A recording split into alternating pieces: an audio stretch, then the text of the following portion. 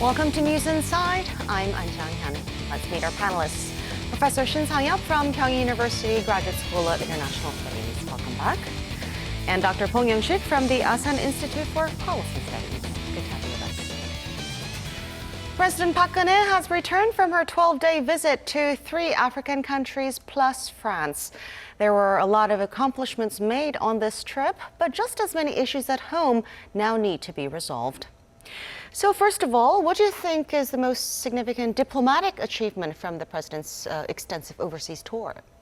Biggest achievement of her trip to France and 3 African countries must be consolidating international support to put additional pressure on North Korea for its nuclear weapon programs and further international isolation of North Korea. So this is one of the beginning gambits for South Korea and other supporting countries to put pressure on North Korea after its 4th nuclear test. Especially from former allies of North Korea, such Definitely. as Ethiopia or Uganda. Right. Those 3 African countries used to be supporting countries for North Korea, especially when the 2 Koreas had not been both are members of the United Nations. So one Korea's friend is the other country's adversary, and it seems like the competition between North and South Korea has been taking very similar frame. One gain for South Korea is further international isolation for North Korea, and especially President Park Geun-hye successfully gaining the commitment by the leaderships of Ethiopia and Kenya that these 2 countries will faithfully support and follow the United Nations Security Council Resolution 2270 in the aftermath of North Korean nuclear tests should be regarded as a big achievement. And Uganda just declared that the country would suspend its long-standing practice of military personnel and the national police program exchange programs with North Korea. So the beginning of all these new changes may be seemingly minuscule and weak, but it will generate a snowball effect in terms of furthering international isolation of North Korea. North Korea losing extra friends, Definitely, right? There have been economic gains as well. Yes, so as Dr. Bong explained, these 3 African countries were strong allies to North Korea, but at the same time, these countries are the African countries which have abundant natural resources, and then they have achieved quite high economic growth over the last several years. So the potentiality of these countries as a trading partner, economic partner for Korea is very high, strong. And in this context, through this state visits, I think Korea could stepped up the economic cooperation with these countries. Particularly, the Korean government tried to strengthen the economic ties with African countries in the name of the ODA. During her state visit, President Park Geun-hye launched Korea Aid Program, which is the representative ODA program prepared by the Korean government to these African countries. So according to a report released by the Korean government, the economic effects from her state visit to these 3 African countries could be about 230 billion economic effects. And secondly, from her state visit to France, well, I think the Korea could strengthen the cooperation in the state-of-art technology sector, which is one of the core part of the creative economy, which Korean government has put the first priority. So, as a whole, during her state visit to 3 African countries and France, the President Park Geun-hye could get the huge economic effects. Well, now that the president is back, all eyes are on how she's going to handle the problems at home. What are some issues that require her immediate attention? The wrangling in the National Assembly, political climate has been frozen after the president's office exercised the veto power to the National Assembly's proposal to make it easier for the National Assembly to hold hearings on the important government positions.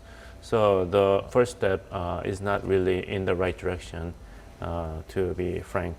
But those are critical issues cannot be delayed anymore. The economic situations of South Korea have been well reported that the growth potential of national economy has been downgraded many times by international credit agencies, and by the internal assessment, the long-term growth potential of major Korean corporations are at risk. So it is time for the government and the National Assembly joining their wisdom and hands to come up with some important decisions that will resurrect the growth potential of the national economy, but at the same time boost up the general morale of the society toward the remaining days of the Park Geun-hye administration. In the meantime, Foreign Minister Yoon Byung-se didn't come home with the president. He flew straight from France to Cuba. This was seen as another step in piling up pressure on North Korea. Well, here's a rundown of Seoul's recent diplomatic moves against Pyongyang. Using UN Security Council sanctions as its foundation, Seoul has been stepping up efforts on the diplomatic front to add more pressure on Pyongyang. It has especially placed a lot of focus on strengthening ties with North Korea's long-standing allies. Just last month, President Park Geun-hye became Korea's first head of state to visit Iran, securing a shared commitment toward denuclearization on the Korean peninsula from Tehran. Uganda is also known to be a traditional ally of Pyongyang, but through recent summit talks, South Korea and Uganda produced an agreement to strengthen military cooperation and cut off support from the north. Seoul's Foreign Minister Yoon Byung-se has also been involved in a series of diplomatic activities. In April, he attended the Conference on Interaction and Confidence-Building Measures in Asia, becoming Korea's first top diplomat to attend a multinational forum led by China and Russia. Yoon also visited Pyongyang's ally Cuba in time for a regional summit meeting and held talks with Havana's foreign minister. 여러 분야에서 이런 접촉의 면을 넓히면서 서로 신뢰를 쌓아가면은 어떤 시점에 그러한 우리가 원하는 목표에 도달할 수 있지 않겠는가 하는 생각을 갖고 있습니다. Minister Yoon also has plans to visit Russia and Laos, which are expected to further fuel pressure on Pyongyang. Mr. Yoon became Korea's first foreign minister to visit Cuba. Now, this trip came at the invitation of Havana, which made it all the more significant. What do you think Seoul's been able to take away from this visit? The most important gain for South Korea is a symbolic gain, that Cuba has been kind of an old-fashioned traditional comrade in arms for North Korea, even in really difficult times. In 1980s, North Korea sent 100,000 units of AK rifles and ammunitions as a symbol of the friendship to support the socialist brother in Caribbean area. And so the tie between North Korea and Cuba cannot be just a measure in terms of material and strategic benefits for the countries, but it carries a very symbolic and emotional weight. So Cuba accepting the rapprochement initiated by South Korea, enemy of North Korea, is a very important step that puts a great deal of pressure on North Korean leadership. We have to bear in mind that Kim Jong-un is not really the same as his grandfather or father, who are rather imbued in the traditional socialist revolutionary culture or the very reclusive personality. But Kim Jong-un himself was raised abroad. So he's a kind of a new young leader who are very much interested in foreign relations and cultivating exchange of a culture and diplomatic ties with other countries. So losing one of the stalwart and long-standing allies and friends like Cuba must be a far significant blow to Kim Jong-un leadership compared to the previous two leaderships in North Korea. Yes, as Dr. Bong said, Cuba is well known as a long-standing partner of North Korea, and the two countries have shared quite a bit of history over the past half a century. Yes. Well, they established the diplomatic ties in 1960, just 1 year after South Korea stopped the diplomatic relationship with Cuba.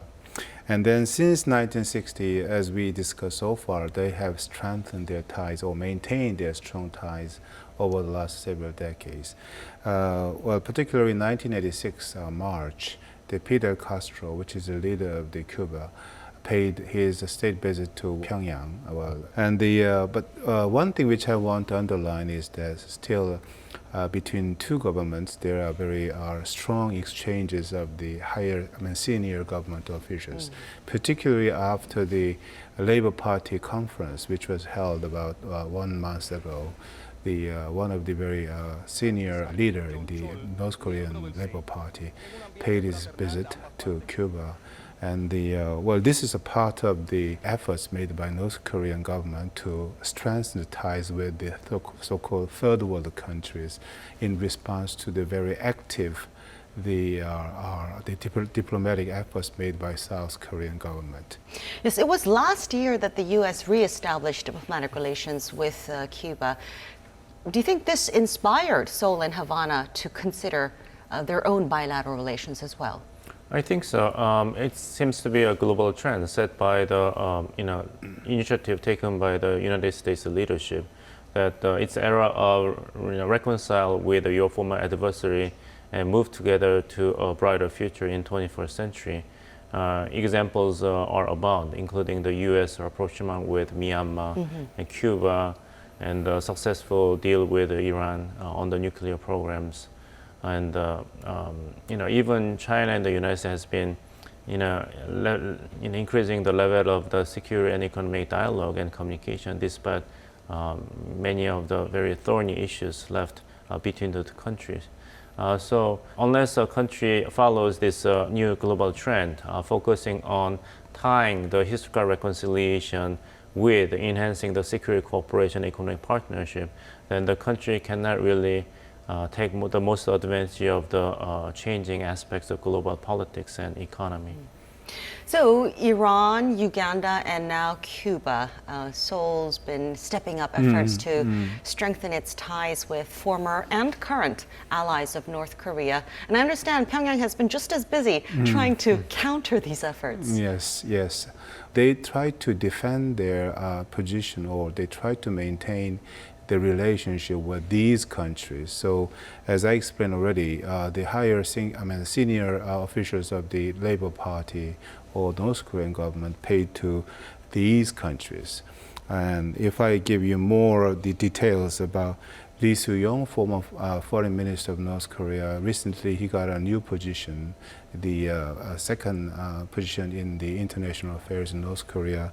He paid his visit to China. And then Kim Yong-chol, who is in charge of the South Korean affairs, visit to Cuba. The main reasons why the North Korean government sent these senior officials to these countries to defend the position, or to maintain at least the relations with these traditional allies for North Korea. Yes, just as Professor Shin just mentioned, Lee Soo-young, who recently became the vice chairman of the Workers' Party Central Committee, he was sent to China to meet President Xi Jinping, and many are interpreting this as a sign of improving ties between China and North Korea? It should be regarded as such. The good comparison is when the number 2 person in North Korean government, General Choi Ryong-hae, made a visit to China and had a meeting with Chinese President Xi Jinping 3 years ago after North Korea conducted its third nuclear test. And the reception by President Xi Jinping of China of Mr. Choi Ryong-hae was very cold. He did not even smile in official photo app session, and received a personal letter from Chairman Kim Jong-un in one hand. So there was a clear sign of displeasure expressed by the top, leader of Chinese government about North Korea being reckless with its third nuclear test. But in stark contrast, this time, President Xi Jinping not only agreed to receive Vice Chairman Lee Soo-young, but also sent a very warm and kind words, saying that, repeating the official line of China's policy toward the Korean Peninsula, saying that all the relevant parties should remain calm, exercise restraint, and increase the communication and dialogue, and safeguard regional peace and stability. And he said it with a big smile on his Big face smile as well. on the face, right? And this is a very typical lines of the official position of the Chinese government toward the security conditions of North Korea. And it has layered messages to all the relevant parties, including the two Koreas. Toward North Korea, remain calm and do not behave in a reckless fashion. No more nuclear missile tests. But at the same time, towards South Korea, Japan, and the United States, exercise restraint and remain calm. Do not excuse North Korea's provocation as a convenient excuse to augment your trilateral security cooperation, which assumes China as the potential enemy. And like a deployment of that on the Korean Peninsula should be regarded as a direct threat to, quote, safeguarding regional peace and stability, right? Do not use North Korea's provocation as an excuse to forge this big encirclement of China.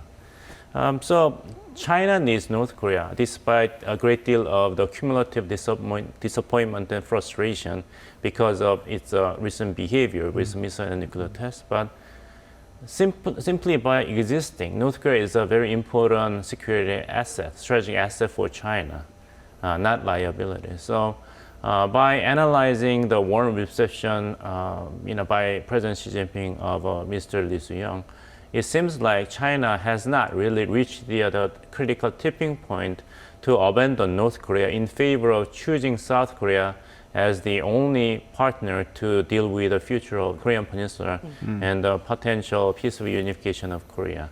China still remain with the same strategic position to embrace North Korea, regardless of all the security strategic liability it poses.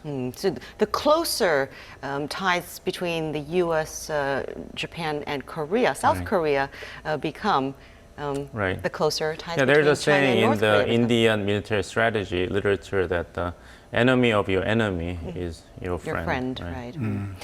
Meanwhile, the U.S. designated North Korea as a primary money laundering concern last week, and a related proposal is under Treasury review. Now, this has raised objections not only from China, but from Russia as well. Why is that?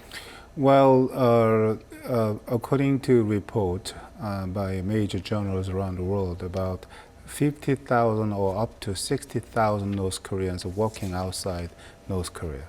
And they have been one of the major sources of income Foreign for currency, for foreign currency for North Korean government.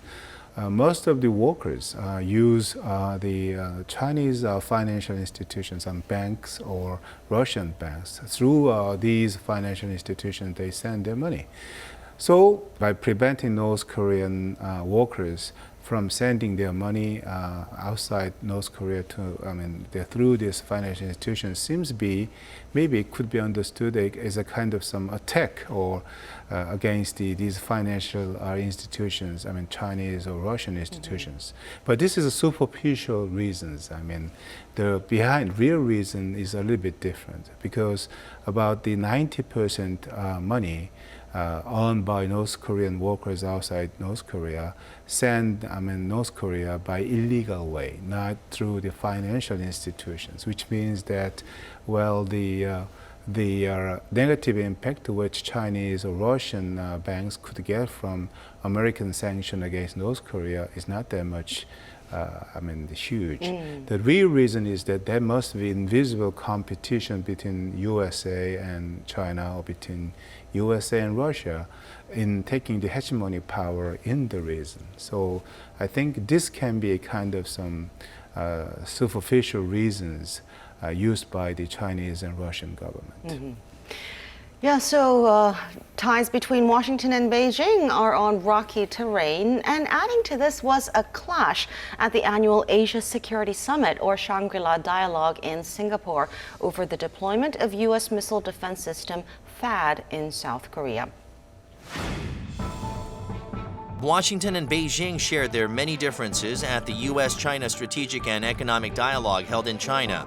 While Beijing said North Korea's nuclear issue must be resolved through dialogue, Washington argued China must step up pressure on the North Korean regime. It is imperative to keep the pressure on North Korea in order to halt any and all actions that threaten its neighbors and threaten the peace and security of the region. The two sides also indirectly expressed their different stances on the South China Sea. 宽广的太平洋不应该成为各国博弈的竞技场，而应该成为大家包容合作的大平台。 The two countries also saw a number of key issues of conflict surface, ranging from steel oversupply from China, a bilateral investment treaty, and yuan currency reforms. So at the Security Summit, China and Russia both expressed their strong opposition against a THAAD deployment in South Korea. And we saw this issue surface again during the U.S. China Strategic and Economic Dialogue this week. What's the main argument against it? And what do you think will happen? What do you think China or Russia will do if the THAAD system is indeed deployed? The biggest concern for China and Russia is not about North Korea expanding its nuclear and missile capability. It's about the collapse of what is so-called the strategic balance amongst the nuclear powers. In order for nuclear powers to refrain themselves from succumbing to the temptations to launch nuclear strikes first, there should be reliable second strike capability held by the opponents, so that even if you may launch very successful first strikes with your nuclear weapons upon your opponent, as long as your opponent will still possess enough nuclear weapons to retaliate attacker, then it'll be mutually suicidal situation. Knowing that, based upon the rational thinking, no nuclear power will dare to launch a nuclear attack in the first place. There is a situation called the mutually assured destruction situation, MAD. So what Russia and China are afraid of is that by deploying THAAD with a long radar system to detect very minuscule and detailed movement and readiness of nuclear weapons inside China and Russia, the second strike capability of China and Russia will be greatly truncated. Then they will feel vulnerable to a potential attack with nuclear weapons by the United States. At least there's a more reason for China and Russia to be afraid of United States, using that leverage as a pressure to force the China and the Russia to change its strategic calculation. So Russia and China has been criticizing and protesting to the United States for allegedly using North Korea's nuclear threat, which in the minds of Russia and China are still a million years away from posing direct and menacing threat to the United States, using North Korea as a convenient excuse to wipe out the second strike capability of China and the United States in nuclear balance situation. It seems there's more to this than just North Korea's nuclear threat. Dr. Bong briefly touched upon it, but it seems there's a bit of a tug-of-war or power struggle for regional hegemony between the U.S. and China. Most important reasons why the China and USA have a struggle in the region are fully explained by Dr. Bong. But if I add one more thing, we have to take the right path. I mean, we are jammed between three big powers surrounding Korean Peninsula. Then the question we have to get an answer is that how we can defend our national interests and how we can maintain the relationship with United States and China and Russia. Particularly, we have taken the same step with the Chinese government in the recent years. And of course, we have to keep some arm's distance with the USA to maximize our national interest. Certainly, we are facing very strong challenges. But as Dr. Bong explained, I think the Korean government, they should make a decision. But still, I think it's not easy to answer this question. That is related to why Park Geun-hye administration has been really forceful in trying to promote ties with other countries in terms of increasing the pressure on North Korea through the existing sanctions, through the United Nations Security Council resolution. There's a saying that if there's a problem, it is good that you solve the problem, but the the better way is you just make the problem disappear. So as long as there's no North Korea nuclear problem, then South Korea doesn't have to deal with this strategic dilemma between China and Russia on one hand and the United States on the other hand. So direct and ultimate solutions to this strategic dilemma posed to South Korea with regard to THAAD is do something very productive and creative about solving the North Korean nuclear threat. It would seem, though, that the South Korean government is seriously considering the deployment of THAAD. Definitely. I mean, there's a tremendous and mounting pressure on Park Geun-hye administration to forcefully deal with the fourth nuclear test by North Korea. Otherwise, North Korea will not consider South Korea's reaction as a part of the strategic calculation at all. The more important aspect that will decide South Korea's ultimate decision with regard to the deployment of THAAD is whether deployment of THAAD will actually increase South Korea's capability to defend itself from potential attack by North Korea with missiles equipped with a nuclear warheads. If not, then there is no strategic reason and economic reason for South Korea to rush the decision to deploy the THAAD. But one thing which I want to add up is very recently, about several days ago, Korean Defense Minister Han Min-gun publicly announced that we have an intention to deploy the THAAD on the Korean Peninsula. Right, but he did not say that we have a definite plan. No, yes, but I think he was really carefully doing the tap dancing yes. at the Shangri-La. So I think that if they change their policy regarding the THAAD deployment, they need have enough reasons. Right. I think that is the same context to creative the ideas is needed. Otherwise, I think we will ruin our the phases.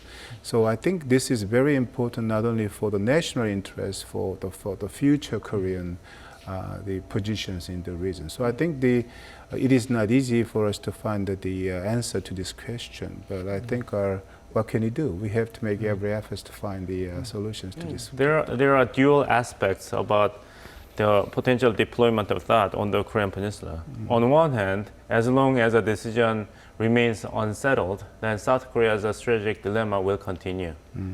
On the other hand, as long as the deployment is not set, then South Korea can continue to use it as an effective leverage and bargaining card toward China and Russia. So it's but how long will the U.S. stay stalled by this tactic? Right, there are a lot of moving parts in the air. So South Korea has to really careful about rightly balancing the ups and downs and pros and cons of deployment of the THAAD. Yes. And that's why the defense minister Han Min-gu was extremely careful mincing his words at the Shangri-La dialogue that South Korea still has its intention to deploy the THAAD, but no definite plan, right? Intention is a safer choice of a word. And he also said that if deployed, THAAD, he believes, will serve good strategic utility. Of course.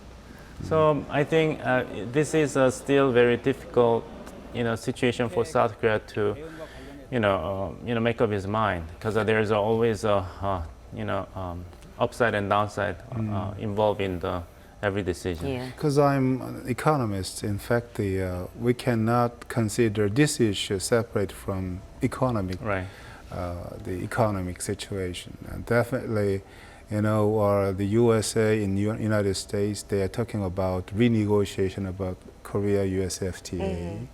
And Chinese government, from time to time, they have emphasized the economic relations between two countries. So definitely economic retaliation seems to be one of the tools available to them. So on the part of Korean government, I think it is another reason makes this situation being more complicated for us. So definitely, yes, they should dance. They should riding the line very well balanced. Otherwise, we will fall down. Amidst all this, illegal Chinese fishing boats have been wreaking havoc in the West Sea, and some Korean fishermen have taken matters into their own hands, recently seizing 2 Chinese vessels and handing them over to the Coast Guard. Could events like this further strain Korea-China ties? Yes or no, but at the moment, what I want to underline is that because of the NLL, because I mean LNL is like a border between on the sea, de facto maritime border, right? Between North and South Korea. And then the Chinese fishing vessels right now just come into South Korean side, and then if South Korean, the sea police or the Coast Guards, when they just try to catch them, they run away and return to North Korean Sea. And then so I think there must be some difficulties for the Korean Coast Guards or sea police to deal with these issues. If they get access to NLL, maybe there will be the shooting range of the cannons from North Korean side, and it can be a start of another conflict between North and South Korea. So this is very certainly one of the sensitive issues for us, but I think at the same time, this is quite serious problems for us, because that sea raw material, sea fishes and then even shells and shrimps, it has been all those kind of sea has been destroyed by the Chinese vessels over the last 10 years.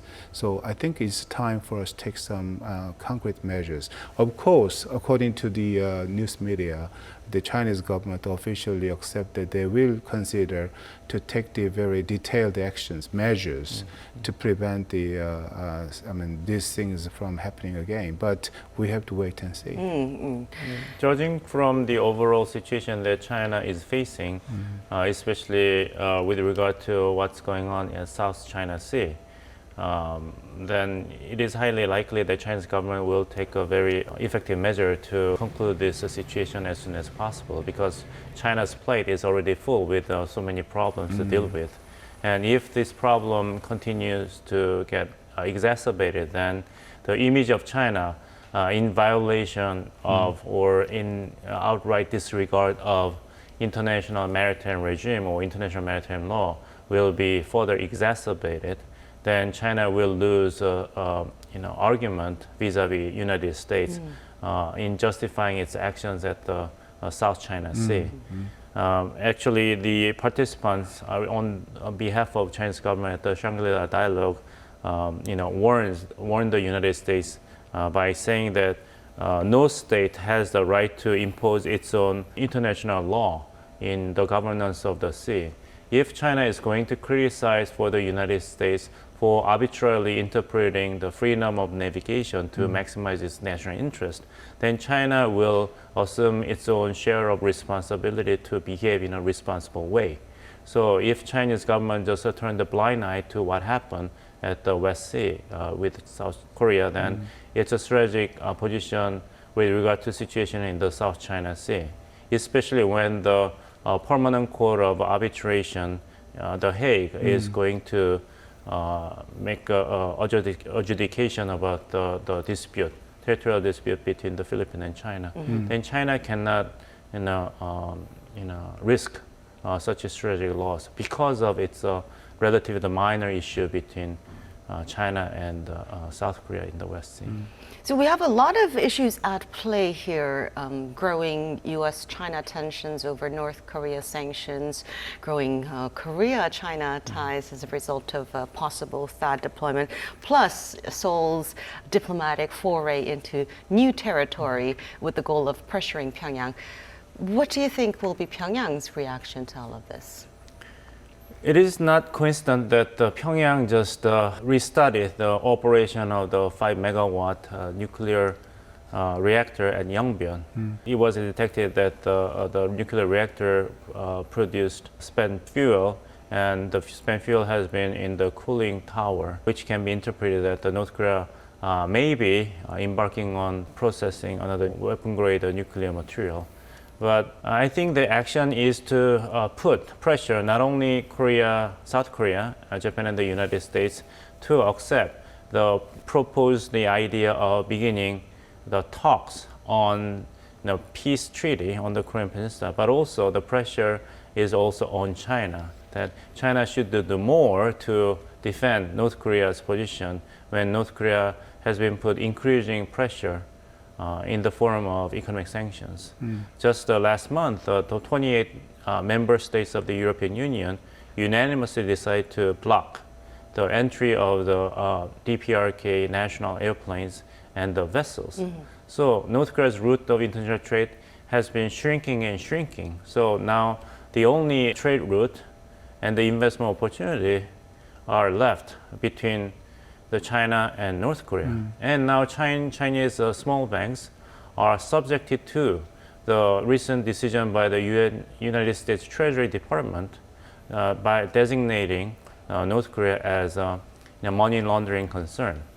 So according to the New York Times article, because of the great deal of business risk, even Chinese banks and companies require North Korean business counterpart to make a deposit, which is at least 50% of the entire trade volume. So North Korea's economic situation looks like going down further and further. So North Korea is desperate to start something to escape from the pressure of economic sanctions. Yes, and it usually resorts to some sort of provocation or another when it is cornered. Right, it was cornered and it tried to escape, tried to change the situation by posing the additional threat by firing Muslim missiles. But unfortunately for North Korea, all 4 missile tests failed. So now it turned to a tried and true method, which is to restoring the activities of the Yongbyon nuclear reactor. I don't know, when ties with China are just starting to get back on track, whether North Korea is going to risk that or not. The problem I see with regard to Kim Jong-un's attempts to try to escape from this difficult situation is that North Korean nuclear crisis has a long history. So it's a tactics which most of them once been very effective are now well known to outside world. So unless it comes with a very creative new method which will force outside world to come to the negotiation table in terms that favor North Korea's demand, then North Korea's stance cannot be continue. So it's time is running out for Kim Jong government. Time is running out for us as well. We have to wrap up our discussion. Your Yes. final thoughts of the week. Well, North Korean issue should be solved very peacefully because I think considering the situation happening not only in the Korean Peninsula but also in the region, definitely the change of North Korean the government policy it seems to be very important. It should be the first step to take to find a solution to the various challenges facing us. Dr. Bohm? I'd like to mention one country that has not entered in our conversation today, but extremely important, which is India. There's a summit meeting between Prime Minister of India, Modi, and U.S. President Obama in the White House, and they issued a joint statement entitled as Enduring Global Partnership in 21st Century. So when we are busy analyzing what's going on in South China Sea, North Korea, and whatnot, there's another factor that we have to pay attention to, which is Indian Ocean, which will be joined the Asia Pacific. So the increasing security cooperation, not only between India and the United States, but trilateral security cooperation that also invite Japan. Because Japan, for the first time in 3 years, will be joining the massive military exercise hosted by India and the United States. So India should be included as a part of the South Korea's strategy equation. Well, so many factors to consider. Right. In this our can be wait for equation. next week at Yeah. the News Insight. economically, in fact, India will be the Asian country, take the leadership in an effort to economic development in Asia over the coming 10 years. So I think India must be a very important country, not only in the region but also in the global. So basically, we are suggesting that the very tired President Park Geun-hye has to make another another trip to to India. to India, yes. Well, thank you two very much for sharing your thoughts with us today. Thank you. That is all for this edition of News Inside. Thanks for watching. We'll be back with more next week.